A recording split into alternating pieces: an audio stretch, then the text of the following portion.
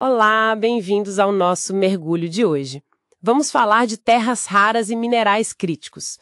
São aqueles elementos, sabe, que ficam meio escondidos, mas que são, na verdade, a base física do nosso mundo digital. E, claro, da famosa transição energética. Para guiar a gente nessa conversa, estamos usando como base um artigo bem bacana do Francisco Pontes de Miranda Ferreira. Ele ajuda a gente a entender, assim, a complexidade da coisa. E a nossa missão aqui é bem direta.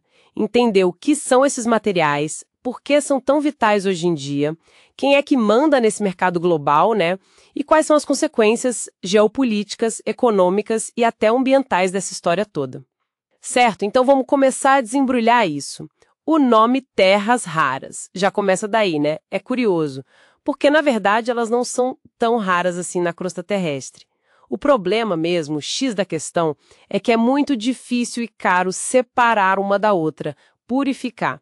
É um processo bem chato. Já minerais críticos, aí é outra pegada, é mais uma definição estratégica, né? Que países como os Estados Unidos, a União Europeia, usam para dizer, olha, isso aqui é essencial para a nossa economia, para a nossa segurança, e a gente não tem controle total da fonte. Há uma vulnerabilidade aí. Exatamente.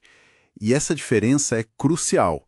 Não é só uma questão de achar na natureza, é estratégia pura. Sem esses elementos, muita tecnologia que a gente usa todo dia, tipo turbina eólica, carro elétrico, o próprio smartphone, equipamento de defesa, eles simplesmente não existiriam como a gente conhece. São, assim, a matéria-prima da revolução tecnológica e dessa economia de baixo carbono que tanto se fala. E as aplicações são super específicas, né? Você pega, por exemplo, neodímio, disprósio, vão para aqueles ímãs super poderosos. Európio e ítrio dão as cores das telas que a gente vê. Cério, lantânio são usados em catalisadores. E aí entram outros críticos também, claro. Lítio, cobalto, grafite, essenciais para as baterias. E o nióbio, que é um caso interessante, né? O Brasil é líder mundial, fundamental para fazer aços especiais super resistentes. Sem dúvida. E é aí que a geopolítica pega fogo. A China tem um domínio assim impressionante. Mas o ponto-chave, veja bem, não é só ter as maiores reservas, como lá em Benhin-obo, na Mongólia Interior, que é gigantesca. O domínio real deles está no processamento, no refino. Eles controlam tipo uns 70%, 80% da capacidade mundial de processar terras raras. É muita coisa. Outros países têm reservas. Sim, Vietnã, Rússia, o próprio Brasil, Índia. Mas falta essa capacidade industrial de processar em larga escala. Para outros minerais, o mapa muda um pouco. O Congo é chave para o cobalto. Chile e Austrália lideram no lítio.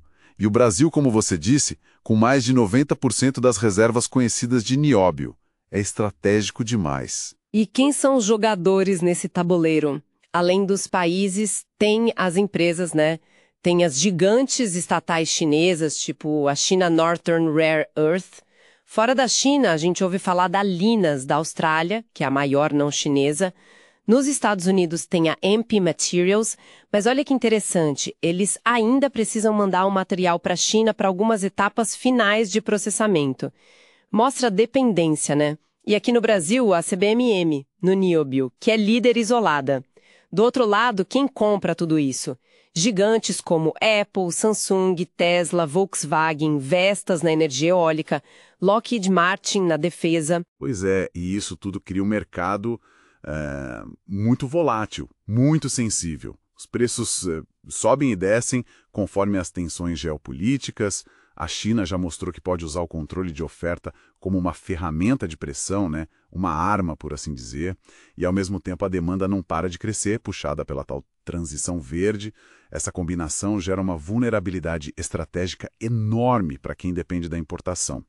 Por isso, essa corrida agora para diversificar, o tal do friendshoring, né? Buscar parceiros confiáveis e também para tentar reativar minas antigas no Ocidente e, o mais importante, construir capacidade de processamento local. Algo que foi meio que abandonado por décadas buscando custo baixo lá na China. E essa busca toda leva a gente para um paradoxo, né? Talvez seja a parte mais, assim, complicada de entender. porque esses materiais são vendidos como a chave para um futuro verde, mais sustentável, energia limpa e tudo mais.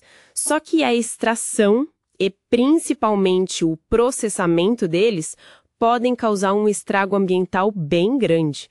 A gente fala de rejeitos tóxicos, às vezes até radioativos. Exato. Esse é o paradoxo central. E levanta uma questão importante que o artigo do Francisco Pontes explora bem. A ideia é que a gente precisa olhar além só da geopolítica ou do mercado. Precisamos pensar numa perspectiva relacional. O que isso quer dizer? É reconhecer que quando você mexe na terra para tirar minério, você não afeta só a economia. Você cria ali um território socioambiental novo, complexo. Rios são afetados, o solo, as comunidades que vivem ali, os próprios minerais. Tudo está conectado de um jeito que a gente costuma ignorar. A crítica que fica é: será que, mesmo com a bandeira verde, a gente não está só repetindo um modelo extrativista antigo, que é bem predatório? Então, para a gente amarrar as pontas, o que a gente viu hoje. Terras raras e minerais críticos são, tipo, a espinha dorsal da nossa tecnologia e da transição energética. Não tem como fugir disso. A China tem um domínio esmagador no processamento, não tanto nas reservas, mas no refino, e isso cria uma dependência estratégica para o resto do mundo. E no meio disso tudo, um dilema ambiental pesado. A gente busca a sustentabilidade usando processos que podem ser, bem, devastadores para o meio ambiente. Exatamente. E a reflexão final que a fonte nos provoca é essa mesma.